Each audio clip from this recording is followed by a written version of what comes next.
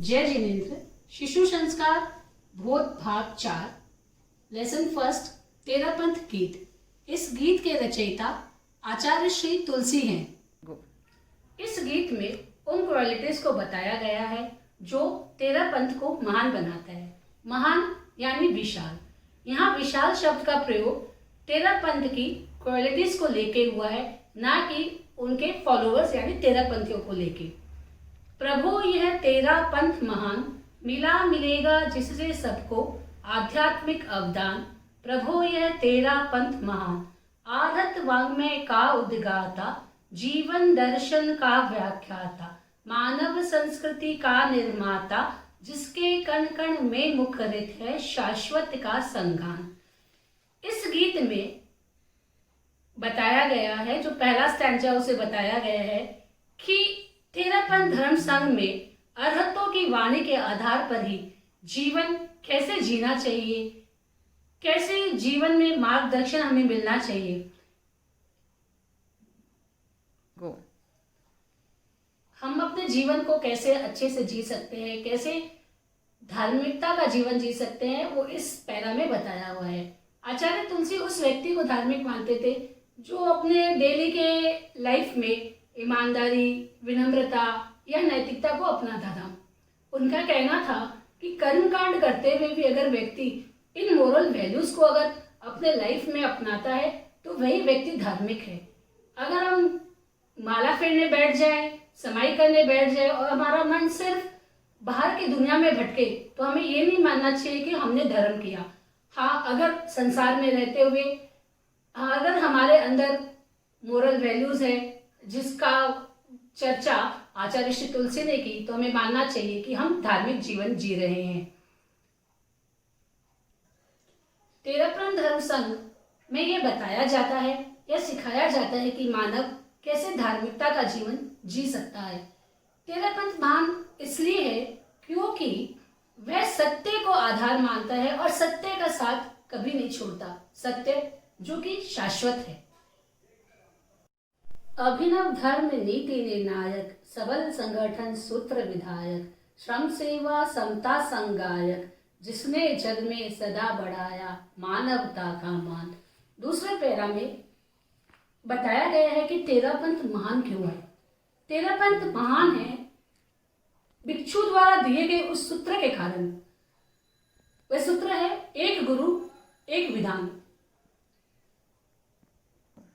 भिकंजी स्वामी द्वारा दिया गया सूत्र तेरा पंथ धर्म संघ को इतना स्ट्रांग बना दिया कि आज वह दिन दूनी रात चौगुनी प्रगति कर रहा है।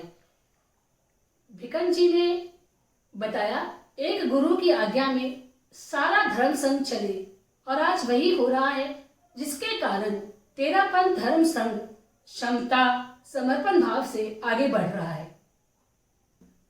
अनुशासन का उदाहरण है, द्रुत गति से बढ़ रहा चरण है, ऐसा योग का सहज सरन है, युग आस्था का सरल संस्करण, प्रगति शिखर सोपान।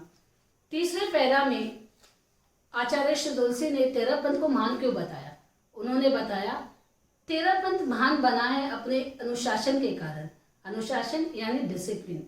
हम कह सकते हैं कि ये अनुशासन ही तेरा पंथ की रीढ़ की हड्डी है। तेरा पंथ के में अनुशासनहीनता बिल्कुल नहीं चलती। एक छोटी सी कहानी मैं सुनाऊंगी। एक बार गोचरी में पानी कम आया तो श्री स्वरूप चंद्र स्वामी ने संतों से कहा कि आज पानी कम है, सब टोकसी से नाप नाप के पानी पिएंगे। एक संत ने इस बात का ध्यान नहीं रखा और बिना मापे ही पानी पीने लगे। जब इस बात की खबर मुनि श्री स्वरूप चंद्र स्वामी को मिली तो उन्होंने उस संत को संघ से बाहर निकाल दिया। पानी माप के पीना बहुत छोटी बात है, पर यह अनुशासनहीनता थी, इनडिसिप्लिन था, क्योंकि एक रूल बनाया गया था उस दिन के लिए कि आपको पानी, हर साधु संतों को पानी माप के पीना है। पर उस संत ने इस बात का ध्यान नहीं रखा, इस डिसिप्लिन को फॉलो नहीं किया, इसीलिए इस इनडिसिप्लिन के कारण उन्हें संघ से निकाल दिया गया। और आज जो तेरा पंथ इतनी प्रगति कर रहा है, इसका मुख्य कारण ही अनुशासन है। बलिदानों की अमर कहानी, पौरुष की जीवंत निशानी, संघर्षों में हार न मानी, आर्य भिक्षु का त्याग तपो में, तुलसी अनुसंधान। आखिरी और चौथे स्टैंजा में बताया गया तेरह पंथ महान क्यों है। तेरह पंथ महान है आचार्य भिक्षु के त्याग, संघर्ष और तपस्या के कारण। जब आचार्य भिक्षु रघुनाथ जी से अलग हुए तो उन्हें पूरा आहार नहीं मिल पाता था, रहने के लिए स्थान भी नहीं मिल पाता था। यहां तक कि वस्त्र की भी कमी रहती थी। इन सब संघर्षों से, इन सब कष्टों से भी आचार्य भिक्षु ने कभी हार नहीं मानी और वे हमेशा आगे बढ़ते गए।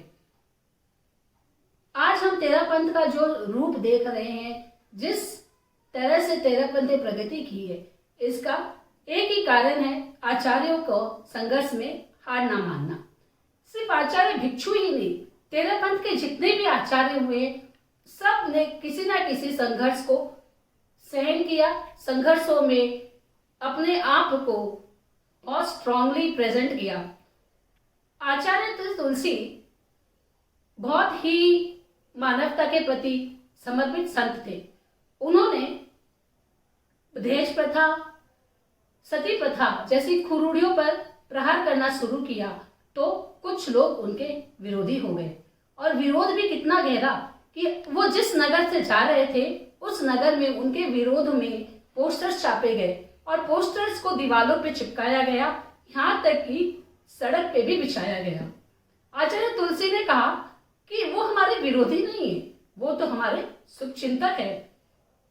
गुरुदेव ने कहा आज सड़क इतनी गर्म है, अगर हम नंगे पैर इस पे चलते तो हमारे पैरों में छाले पड़ जाते, हमारे पैर जल जाते।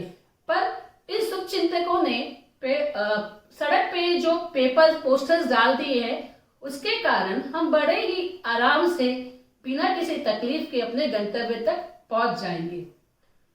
हमने दो कहानी सुनी, एक भिक्षु स्वामी के बारे में और एक आचार्य श्री तुलसी के बारे में, जिसने हमने देखा और सुना कि कैसे आचार्यों ने अपने श्रम से संघर्षों में लड़ते हुए आगे बढ़े और तेरह पंथ को महान बनाया। जय जिनेंद्र।